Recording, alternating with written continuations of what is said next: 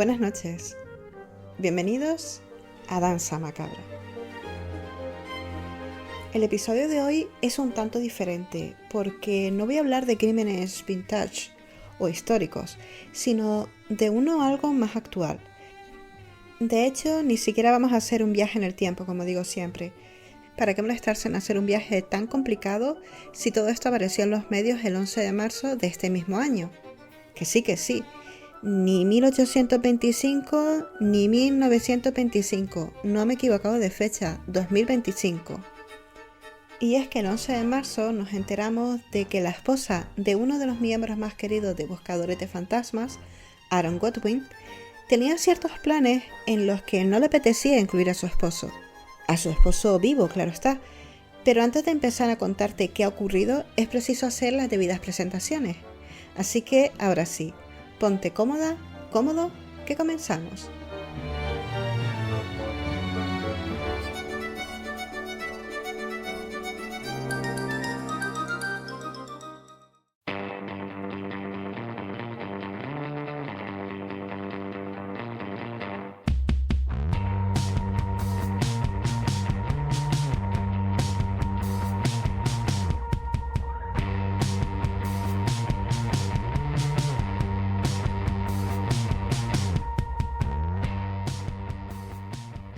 Como decía, antes de comentar esta noticia, que te aseguro que a todos los fans e interesados en este tipo de realities paranormales nos ha dejado boquiabiertos, te tengo que hablar un poco de Buscadores de Fantasmas o Ghost Adventures, que es el nombre original del programa del que vamos a hablar bastante en otros episodios de Danza Macabra, porque se viene sección de chisme paranormal.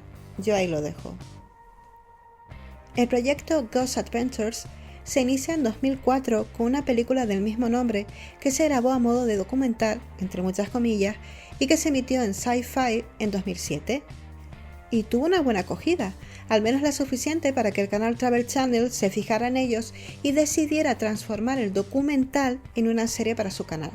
Así, Ghost Adventures, partiendo de la misma premisa de la película o documental, empezó a emitirse en octubre de 2008 y sigue emitiéndose porque se está grabando en la actualidad, o creo que ya terminó, la temporada 29ª, temporada que nos interesa por un motivo que te diré más adelante. Ghost Adventures, junto a Ghost Hunters, que es anterior, o Cazadores de Fantasmas, en mi opinión, constituyen la base de los programas de este género que vendrían con posterioridad. Y aunque es cierto que no son pioneros precisamente, sí se puede decir que ayudaron a que este género se consolidara. Y eso sin tener en cuenta el factor económico, porque si eres listo, lo paranormal da dinero. Y para demostrar lo que digo, solo tenemos que ver la parrilla actual de Travel Channel y compararla con la que tenían hace unos años dedicada plenamente a todo lo que tenía que ver con los viajes y el turismo. Y aunque de vez en cuando tocaran algo de misterio relacionado con los viajes, por supuesto, es a partir de 2018 cuando la cosa empieza a cambiar y su programación empieza a centrarse en programas de misterio.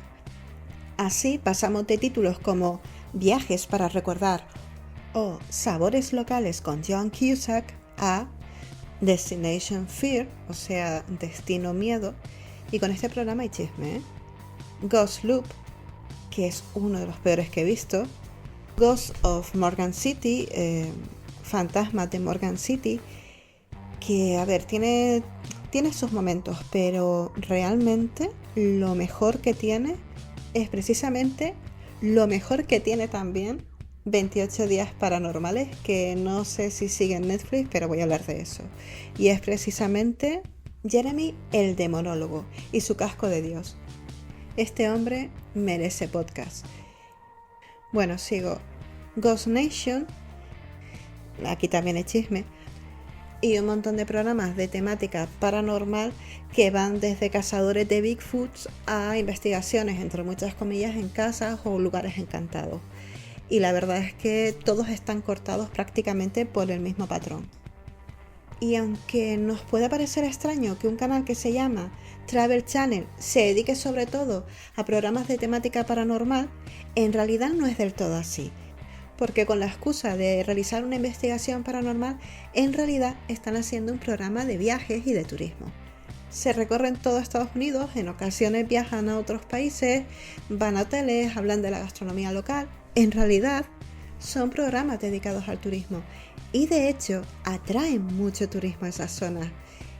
Y aunque yo sé que me repito mucho, de todo el negocio que se mueve detrás de lo paranormal, hablaré en otro programa porque es muy, muy interesante. Como dije antes, Buscadores de Fantasmas no es que sea el culmen de la originalidad, pero sí que lo fue en algunos aspectos. Y también digamos que fue uno de los que marcó los pasos a seguir para el resto del programa. Este es el guión que se sigue en Ghost Adventures o Buscadores de Fantasmas y en la gran mayoría de programas de este tipo. Primero, ir a la localidad elegida y hacer un poco de turismo.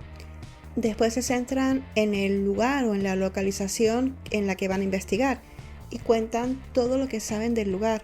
Puede ser un sanatorio, un hotel, una antigua plantación. Ojo, no tienen por qué ser sitios abandonados. Hay que tener en cuenta que este tipo de programas, contrariamente a lo que pudiera parecer, suponen muy buena publicidad para la localización elegida, que una vez que se emita el programa se va a llenar de turistas. Segundo, entrevistas. Esto es fundamental. Tienes que tener en mente ahora mismo el típico guión de una película de casas encantadas, ¿no? Suceden cosas y en algún momento hay una investigación. Y dicha investigación siempre incluye estudiar la historia del lugar. Aquí va a pasar lo mismo. Así que lo mejor es entrevistar al historiador local. ¿Por qué? Porque ¿quién va a saber mejor que el historiador local los hechos luctuosos que han ocurrido en ese lugar? Es la persona más adecuada para decir, aquí antes había un cementerio indio. Es que hay que fijarse dónde construye uno. Pero incluso más importante que conocer la historia del lugar es hacer las entrevistas a los testigos y a los grupos paranormales que han investigado el sitio. Y esto de hablar con los grupos paranormales locales se hace en un alarde de generosidad, ya que después les va a venir muy bien para incluir que han salido en este o en aquel programa en sus páginas web, en sus grupos de Facebook o en sus distintas cuentas en redes sociales. Aunque en ocasiones la cosa no sale tan bien y les roban directamente la investigación. Pero como digo siempre, de eso te hablaré en otro momento. Y te estarás preguntando, ¿y por qué es tan importante hablar con los testigos y con los grupos paranormales locales? Yo te lo explico. Porque ellos van a ser la guía a seguir. Es decir, no te lo había dicho antes, pero te lo digo ahora, en Ghost Adventures van a pasar una noche en el lugar escogido. Cuando ellos se entrevistan con los testigos, por ejemplo, marcan con una X los lugares en que ellos dicen haber visto algo, haber sentido algo, escuchado, etc. Hay que tener en cuenta que en ocasiones los lugares que ellos escogen para investigar suelen ser enormes. No sé, por ejemplo, un hospital abandonado. A ver, que hay de todo. En cualquier caso, es mejor centrarse en lugares concretos en vez de ir correteando por ahí cámara de visión nocturna en mano buscando un elusivo espectro. Y tampoco es plan de jugarse la vida porque la mayoría de los edificios están para tirarlos abajo. Y aún así, en muchos de estos lugares se hacen tours de fantasmas. Otro de los motivos por los que estas entrevistas tienen tanta importancia es el siguiente. Ellos van a ser testigos de los mismos fenómenos. ¿Has visto una sombra en el pasillo de la segunda planta de tal hotel? Zach Bagans también la va a ver, en el mismo punto. Estos son cosas de la fenomenología paranormal. La cuestión es que no ven nada nuevo, no escuchan nada nuevo. Es como si el fantasma de turno pues no fuera original, no hiciera cosas distintas, sino siempre lo mismo, o bueno, pues yo qué sé, pues tiene sus turnos, su trabajo, solo trabaja de noche y hace estas cosas y ya está. Fuera de eso no hace nada. Pero bueno, avancemos. El equipo de Ghost Adventures estaba formado por Zach Bagans, Nick Groff, Aaron Godwin, Bill Tolley y Jay Wasley. Y hay que reconocer una cosa, para ser uno de los programas de fantasmas más longevos de Estados Unidos, si no el más longevo, ha mantenido el mismo equipo, siguen siendo los mismos. Bueno, casi, porque Nick Groff se fue en 2014. Bueno, se fue. Le invitaron a irse más bien. Las malas lenguas dicen que había una lucha de egos. Para mí había una lucha de posesiones porque parece que estaban compitiendo para ver quién era poseído más veces. No lo sé, pero bueno, sabes perfectamente que yo no voy a contar nada de esto en este momento. A pesar de ser un equipo de 5 personas, los auténticos protagonistas, los que se enfrentaban al peligro, eran realmente Zack, Nick y Aaron. Y lo de enfrentarse al peligro es literal, porque viene precisamente por lo que estaba diciendo antes de las posesiones. Es que vamos, por no hablar de ataques, empujones, arañazos, mordiscos. Vamos, yo imagino a sus parejas diciendo: ¡ay! ¿Llegará vivo mi marido esta noche? ¿Llegará desposeído? ¿O se traerá algo consigo?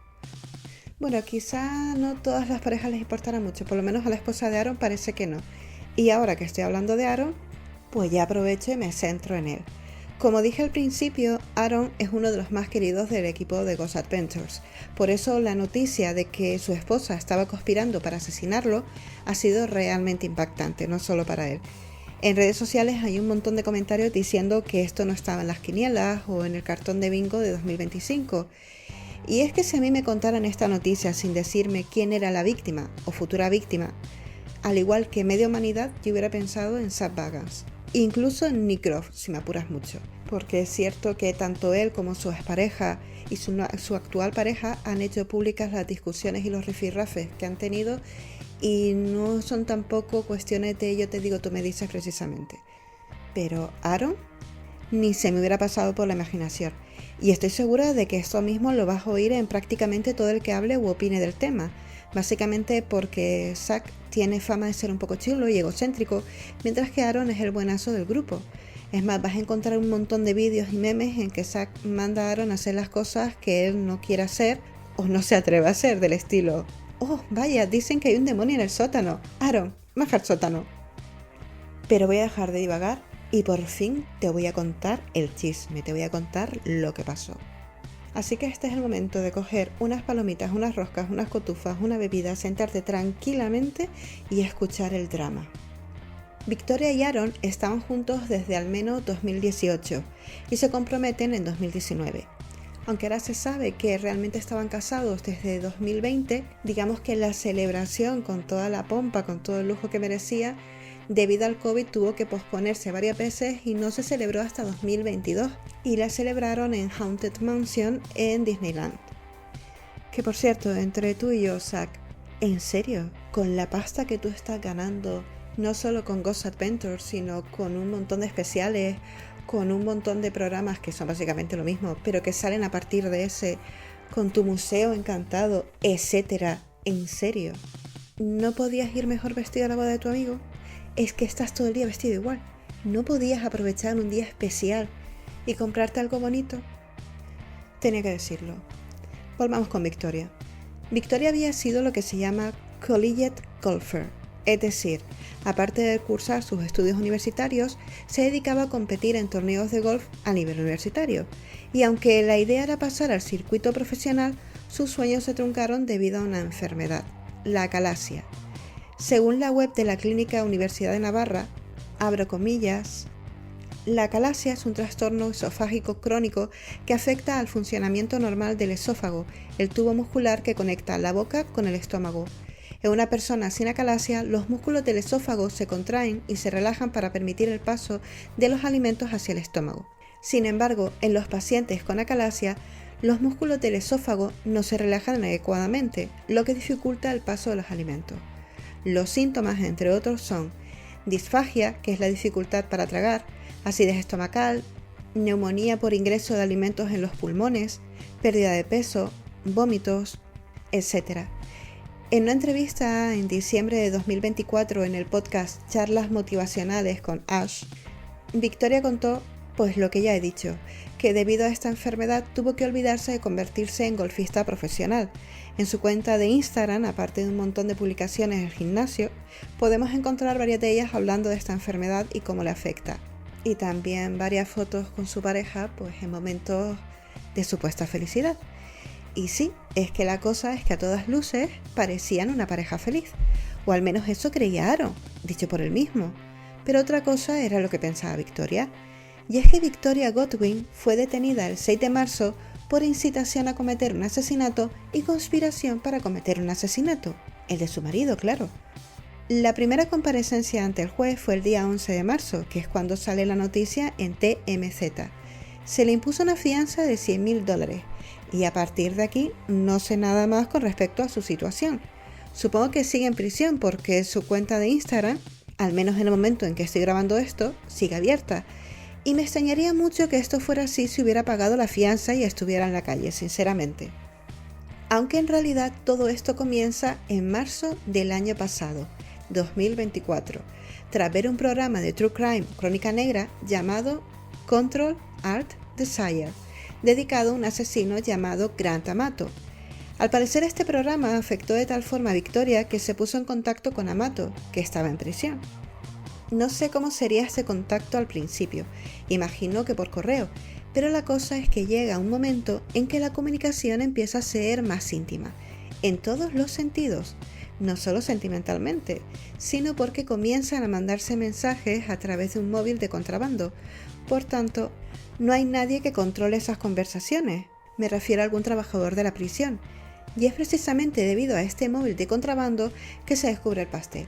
Pero antes de contártelo, tengo que presentarte a otro de los protagonistas de este trío amoroso, Grant Amato. En 2018, Amato, que trabajaba como enfermero en Havent Health Orlando, fue despedido por robar y administrar medicamentos indebidamente a los pacientes. Esto le afectó mucho, según la fiscalía, se deprimió y se aisló. Hay que tener en cuenta que con sus antecedentes le iba a costar encontrar empleo, sobre todo en su profesión, lo cual no deja de ser irónico, porque hay muchos casos de ángeles de la muerte que han cambiado de centro de trabajo sin problema, aún sospechando que tenían mucho que ver con el aumento de excesos de pacientes en los hospitales por los que habían pasado. Por cierto, hay un par de casos de estos en Los Sábados Mando Yo, el podcast de True Crime en el que participo, así que te remito al mismo, en YouTube, iVoox, iTunes, etc. Seguimos. A Grant se le ocurre una idea, va a ser su propio jefe, va a ser streamer de videojuegos. Eso sí, como él no estaba como para invertir en su propio negocio, sus padres fueron los que tuvieron que hacerlo, comprando todo lo que fuera necesario para iniciar su negocio. La cuestión es que no le fue tan bien como pudiera parecer, y no porque no tuviera motivación, sino porque dicha motivación la dirigía más al canal de Sylvie que al suyo propio. ¿Quién es Sylvie? Una, entre comillas, modelo de webcam que lo tenía obsesionado. Pero obviamente ella no iba a interactuar con él si no había dinero de por medio, que aquí no había engaños, ella estaba trabajando y ese era su trabajo. La cosa es que Grant no parecía entender que el juego terminaba cuando te quedabas sin dinero y empezó a engañar a sus padres para obtener este dinero. Se cree que les robó unos $200,000. Grant Amato terminó en un centro de rehabilitación pagado por sus padres debido a su adicción a la pornografía y a internet, pero realmente estuvo muy poco tiempo, unas pocas semanas, un mes a lo mejor. Su familia le dio un ultimátum, tenía que conseguir un trabajo, pagar sus facturas y, por supuesto, no podía volver a ponerse en contacto con Sylvie, pero si hubiera seguido las reglas no estaríamos hablando de él, ¿verdad? A partir de aquí todo va muy rápido. Los padres de Amato descubrieron que les había vuelto a engañar y Chad, su padre, ya harto, le echa de casa. Ese mismo día mata a toda su familia, a sus padres y a su hermano Cody. Hay otro miembro de la familia, un hermanastro, que al parecer se salvó porque no vivía con ellos. Cuando Cody no volvió al trabajo al día siguiente, los compañeros llaman a la policía y piden un chequeo o revisión de bienestar, es decir, acudir a su casa para comprobar que todo estaba bien. Y no lo estaba. Amato había manipulado la escena para aparentar que su hermano había matado a sus padres y después se había quitado la vida. Tras hacer eso y usar la huella de su padre muerto para entrar en la aplicación del banco, huye, pero la policía tardó muy poco en encontrarlo. Cuando hablaron con él, su afirmación de no saber nada de lo que había ocurrido sin apenas mostrar sentimientos simplemente no coló, sobre todo porque habían descubierto que había sacado dinero de las tarjetas y las cuentas de su familia. Fue arrestado y finalmente condenado a 3 cadenas perpetuas en la institución correccional de Charlotte, en Florida. Y este es el tipo del que supuestamente se enamoró Victoria. Como dije antes, Victoria y Grant se comunicaban por mensajes de móvil que obviamente no podía tener impresión. Al hacer un registro en su celda, encuentran este móvil de contrabando, y es cuando al revisarlo encuentran las conversaciones entre Amato y Victoria. Es en este momento cuando las autoridades penitenciarias se ponen inmediatamente en contacto con la Policía Metropolitana de Las Vegas. ¿Por qué? Porque en octubre de 2024, Victoria y Grant empezaron a hablar de deshacerse de Aaron Godwin. Entre lo poco que ha aparecido en los medios de comunicación respecto al contenido de esas conversaciones, tenemos perlitas como esta. ¿Soy una mala persona?, pregunta Victoria. Grant le pregunta a su vez por qué se siente así. La contestación de ella es esclarecedora. Porque elegí acabar con su existencia, no divorciarme. ¿Soy una mala persona? Supongo que es una pregunta retórica, Vicky querida. Ella misma le había dicho a Grant que su esposo nunca aceptaría el divorcio. Claro que al preguntar si es mala persona por elegir acabar con su vida en vez de divorciarse, indirectamente está diciendo que podía optar por el divorcio, vamos, digo yo. Una cosa está clara. Es fácil hablar de amor con un asesino convicto cuando sabes que no va a salir de prisión en la vida. Y en mi teoría, esto es un dato importante, teoría que no te voy a decir ahora, así que espera un poquito. Victoria parecía haber asumido que lo mejor era quedarse viuda y llegó a un acuerdo con Grant. Él debía conseguir un sicario para acabar con la vida de Aaron, por lo que pagaría $11.515. Nada de redondear, ni 11.500, ni 11.600, ni 11.520, 11.515. Esto es como las ofertas, $0.99. Para demostrar que la cosa iba en serio, estaba dispuesta a realizar un pago por adelantado de $2.500. Esta vez sí redondeó. No se sabe si Grant Amato llegó a hablar con el sicario o no, pero hay mensajes de Victoria en que proporciona la ubicación de Aaron y los horarios de rodaje, ya que este estaba grabando en California con sus compañeros la nueva temporada de Ghost Adventures, la 29, mientras su mujer estaba planeando que fuera su última temporada. Y ya están diciendo que Aaron se podía haber convertido en el fantasma de la serie. Juro que yo no tengo nada que ver con esto. Esto lo están diciendo otros. Abrimos comillas. Está durmiendo ahora mismo en la habitación del hotel. Necesito saber qué está pasando. ¿Me pueden dar una actualización? ¿Se hizo? Victoria, no te quedes con la duda. Sí, eres mala. Eres muy mala. Te lo confirmo. La policía de Las Vegas arrestó a Victoria Godwin el 6 de marzo. Durante el interrogatorio, ella no negó haber enviado mensajes a Grant Amato, pero fue porque se sentía sola y estaba pasando por dificultades en su matrimonio.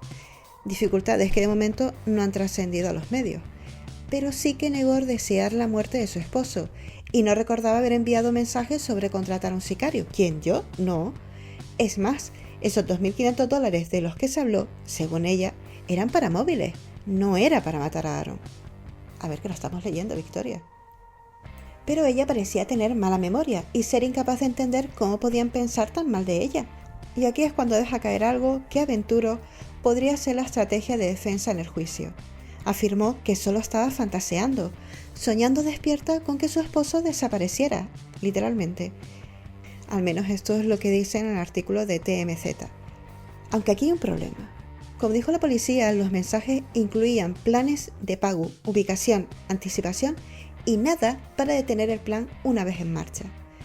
Como he visto algún que otro programa sobre sicario, he de decir que esto de parar el plan es importantísimo para determinar si hay una auténtica intención de acabar con la vida de alguien o no.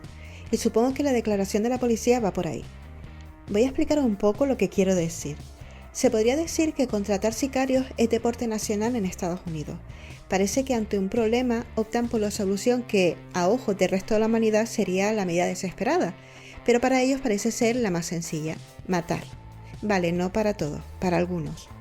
Lo, entre comillas, gracioso del tema es que los que optan por esta opción no suelen ser los más listos del país y no buscan sicarios en la Deep Web precisamente ni nada de esto, sino que se lo piden a cualquiera, como al amigo de la prima que tiene 4 tatuajes.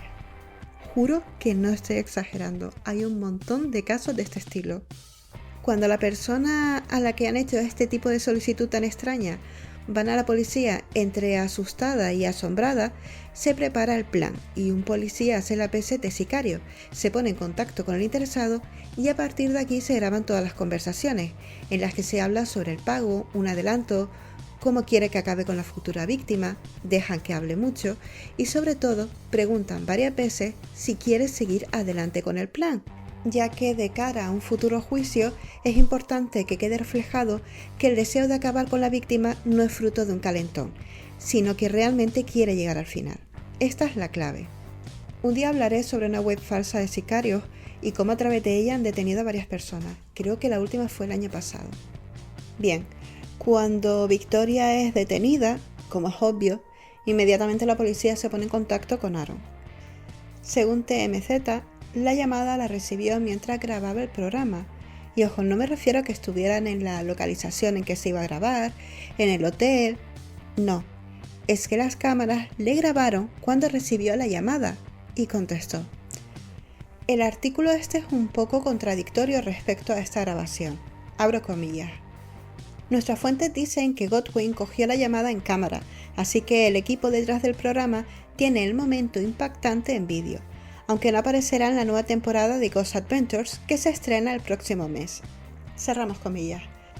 Para concretar un poco más, la nueva temporada se estrena el 16 de abril en Discovery, pero en España no tengo ni idea dónde se podrá ver, si es que se puede ver, claro. ¿Y por qué digo que este artículo es contradictorio? Pues porque en el siguiente párrafo dicen lo siguiente, que aún no se ha tomado la decisión sobre incluir o no la llamada. Abrimos comillas.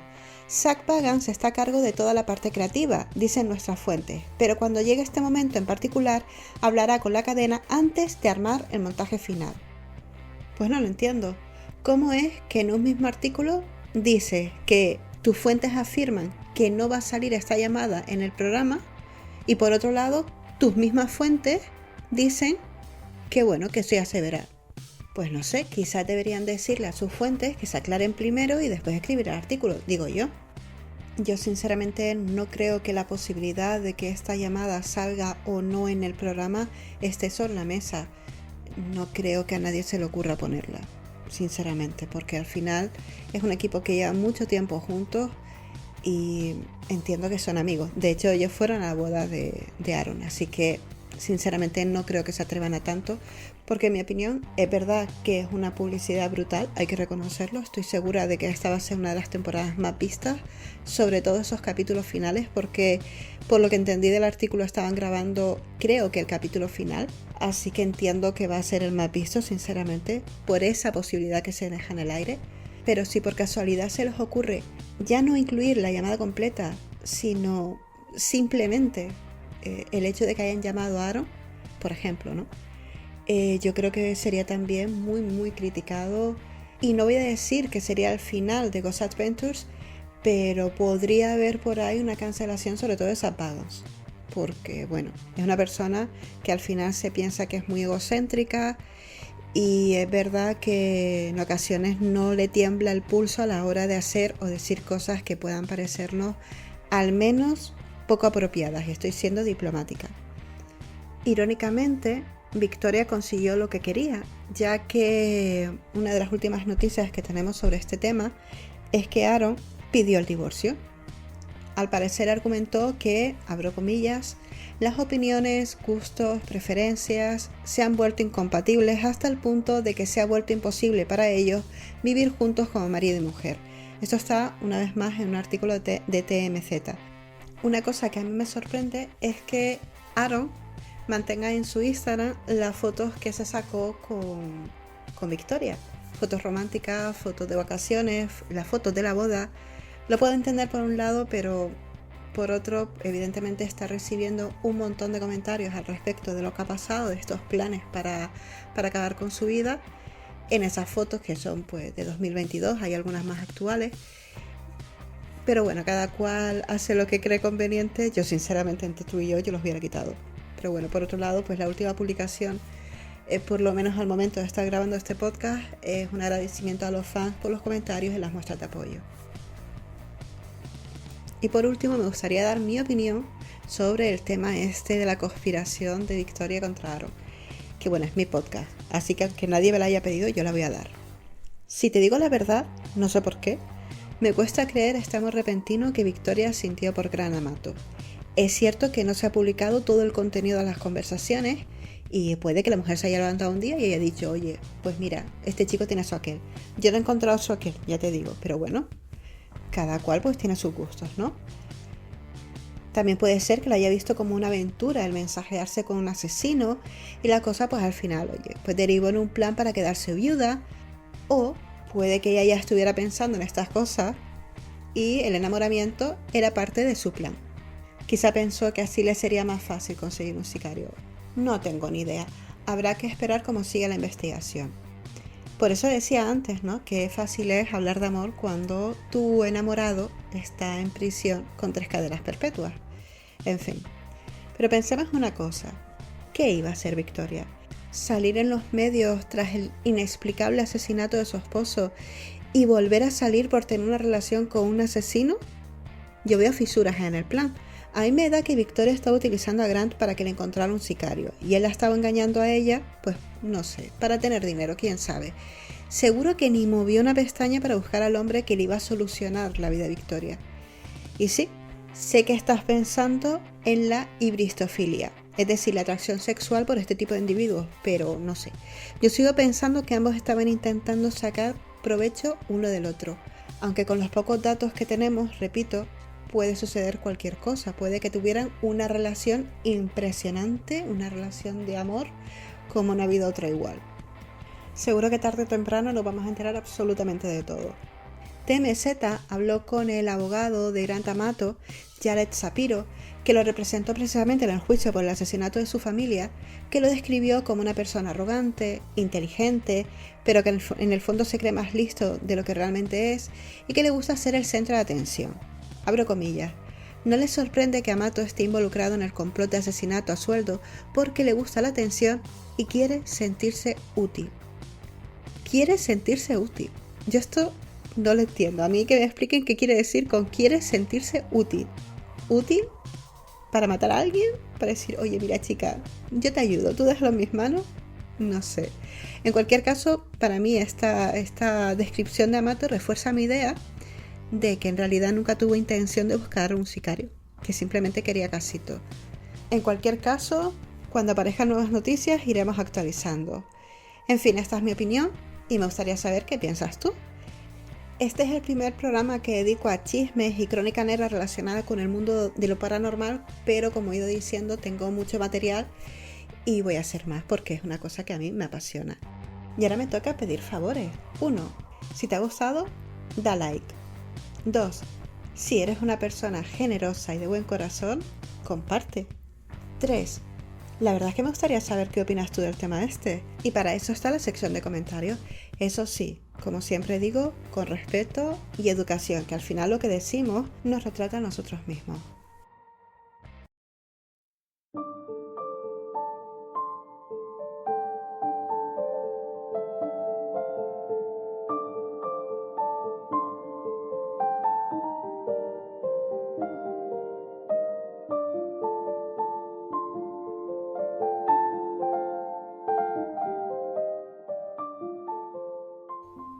Y con esto, queridas, queridos, llegamos al final de esta historia. Espero que me acompañes en una próxima ocasión para descubrir juntos el lado siniestro de la vida.